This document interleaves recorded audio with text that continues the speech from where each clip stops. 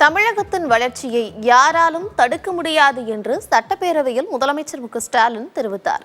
நீண்ட பாரம்பரியம் கொண்ட தமிழக சட்டமன்றத்தை ஆளுநர் அவமதித்து விட்டதாகவும் முதலமைச்சர் குற்றம் சாட்டியிருக்கிறார். தமிழக சட்டப்பேரவையில் ஆளுநர் உரைக்கு நன்றி தெரிவிக்கும் தீர்மானம் மீதான விவாதத்தில் முதலமைச்சர் பதிலுரை வழங்கினார். அப்போது அரசின் உரையை அப்படியே வாசிக்க வேண்டும் என்பது ஆளுநரின் கடமை என்றும், அரசு தயாரித்த உரையை ஆளுநர் படிக்காதது மக்களை அவமதிக்கும் செயல் என்றும் கூறினார். அரசியல் செய்யும் விதமாக சட்டப்பேரவையில் ஆளுநர் நடந்து கொண்டதாக நினைக்க தோன்றுவதாகவும் முதலமைச்சர் குறிப்பிட்டார். ஆளுநர் அவர்கள் தனது அரசியல் நடவடிக்கைகளின் தொடர்ச்சியாகவே இம்மாமன்றத்தை பயன்படுத்திக் கொண்டாரோ என்று கருதும் வகையில் நடந்து கொண்டார். இது எங்களை அல்ல, நூற்றாண்டு பாரம்பரியம் கொண்ட தமிழ்நாடு சட்டமன்றத்தையே அவமானப்படுத்தும் செயல் அல்லவா? கோடிக்கணக்கான தமிழ்நாட்டு மக்கள் அலட்சியப்படுத்தும் காரியம் அல்லவா? மக்களாட்சி மாண்புக்கு களங்கம் ஏற்படுத்தும் வகையில் அரசியல் சட்டத்தை மீறி தான் ஏற்றுக்கொண்ட பதவி பிரமாணத்துக்கு மாறாக செயல்படுவது அல்லவா? எங்களை பொறுத்தவரை இதுபோன்று எத்தனையோ தடைகளை உடைத்து எழுந்து வந்தவர்கள்.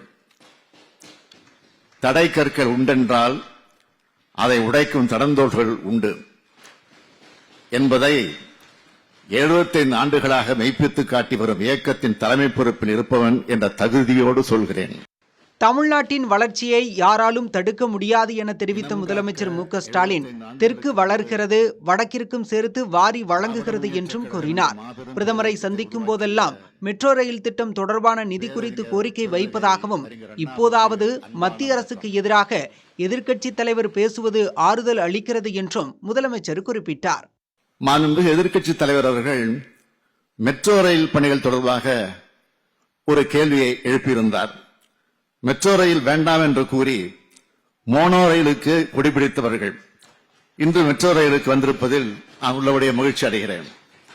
மெட்ரோ ரயில் 2ஆம் கட்ட பணிகளுக்கு உங்களது ஆட்சி காலத்தில் அடிக்கல் நாட்டப்பட்டிருந்தாலும் அதனை செயல்படுத்துவதற்கு நீங்கள் ஆட்சியில் இருந்தவரை முனைப்பு காட்டவில்லை.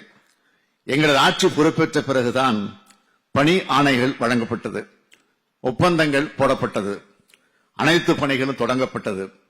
நான் முதலமைச்சராக பொறுப்பேற்றது முதல் பிரதமரை சந்திக்கும் போதெல்லாம் மெட்ரோ ரயில் பணிகளுக்கான நிதி தொடர்பான கோரிக்கைகளை வைக்கிறேன். தொடர்ந்து அரசின் சாதனைகளை பட்டியலிட்டு பேசிய முதலமைச்சர் மு.க.ஸ்டாலின், அனைத்து சாதியினரும் அர்ச்சகர் திட்டத்தின் மூலம் கற்ப கிரகத்திலும் சமத்துவம் நுழைந்துள்ளதாக குறிப்பிட்டார்.